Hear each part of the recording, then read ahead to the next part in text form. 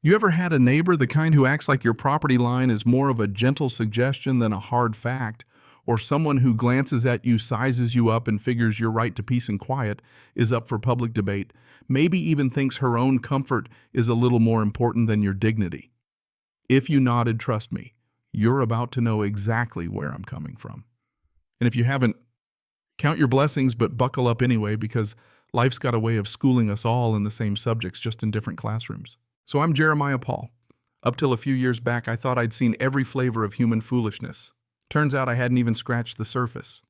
My personal lesson in patience came packaged as one SUNY Thompson Queen Bee of our little corner of Fresno, Georgia, and living, breathing proof that entitlement can sprout legs and walk around with a clipboard. It kicked off as these things do on a Tuesday that was just too pretty to be wasted on drama. Sun was shining, birds chirping, the kind of day where I'd usually be sipping iced tea on the back patio admiring the pool I worked my tail off to maintain. But that day the universe decided I was due for a refresher course in chaos management. See, I like order. It's in my blood. Project manager for a construction firm, I get twitchy when things don't go according to plan. Which is why when I came home and saw my heavy-duty pool cover half stripped off, bunched like a discarded bedsheet, I knew something was off. Not raccoons, not the wind. Nope, this had human interference written all over it. Then I heard it, a splash, then a blissful sigh.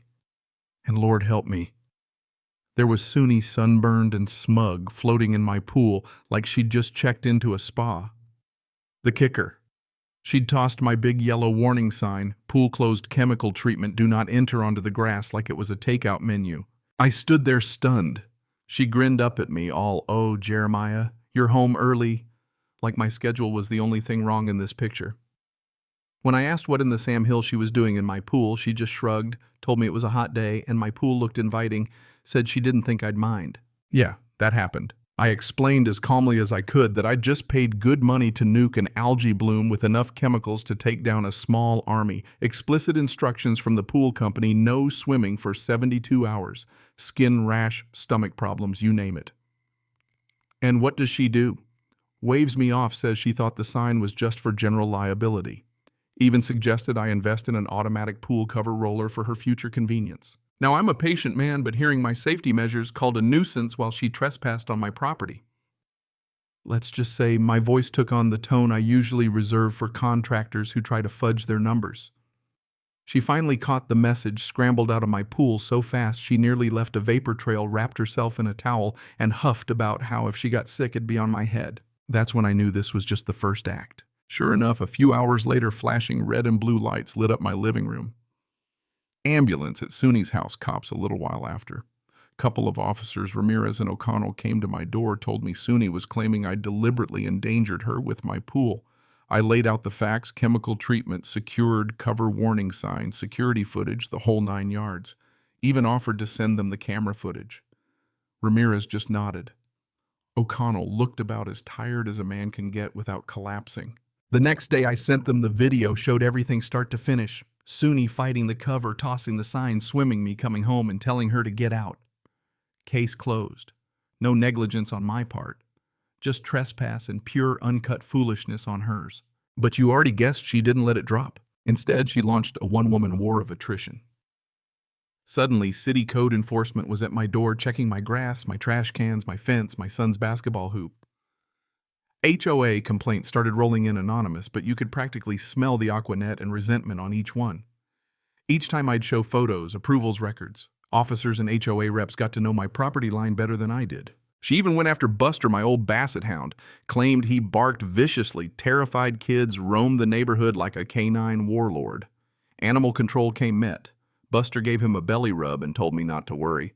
But the drip, drip, drip of complaints wore on me. All the while, SUNY was out there patrolling the street, taking notes, whispering to any neighbor who'd listen about my supposed antisocial tendencies and how people like me shouldn't have such nice things in her neighborhood.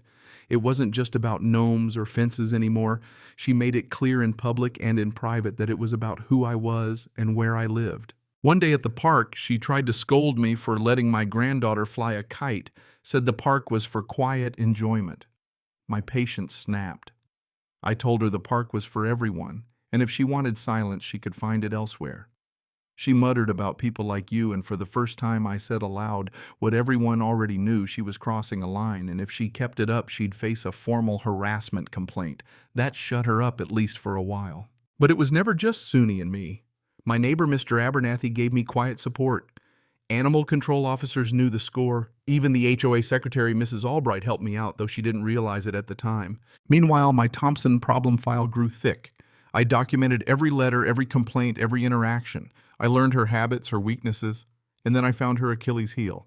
Turns out the queen bee had built herself an illegal backyard retreat. No permits, no HOA approval, hidden behind a row of cypresses. I dug through public records, confirmed no permits. Chatted with Mrs. Albright over lemon bars, no HOA approval either. With Mr. Abernathy's birdwatcher's lens, I got a photo of a full-blown cabin, not just a shed. So I set my plan in motion. An anonymous tip to city code enforcement with photographic evidence.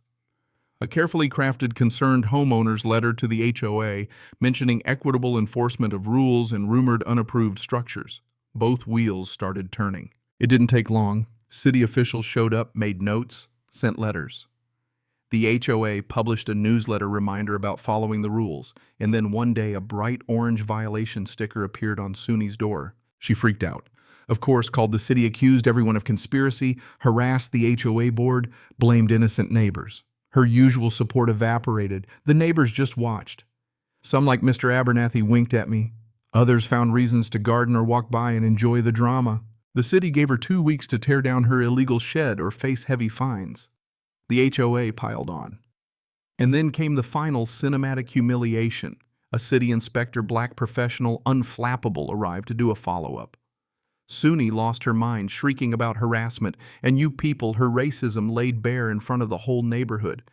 The inspector didn't flinch, just laid out the law and threatened to call police if she interfered. With her reputation in shambles, her secret shed torn down, and not a single friend left in Willow Creek Estates, Suni became a ghost, eyes down. Patrols over, complaints gone. The neighborhood exhaled. My roses grew back. Buster snoozed in peace. My grandkids played and laughed without interruption. And me, I sat on my patio, savoring a cold glass of tea and the sweet, rare quiet of a hard-fought victory. The lesson I learned: patience, meticulous planning, and sticking to the truth will do more to bring down a bully than anger ever will. So what about you? Ever dealt with a neighbor who forced you to become an expert in local ordinances or the art of strategic patience? Share your stories. What city or country are you tuning in from? I want to hear it. Because in the end, sometimes the best way to handle a troublesome neighbor is just to let them get caught in the web they spun themselves. Be well, stand your ground, and don't let anyone rewrite your peace.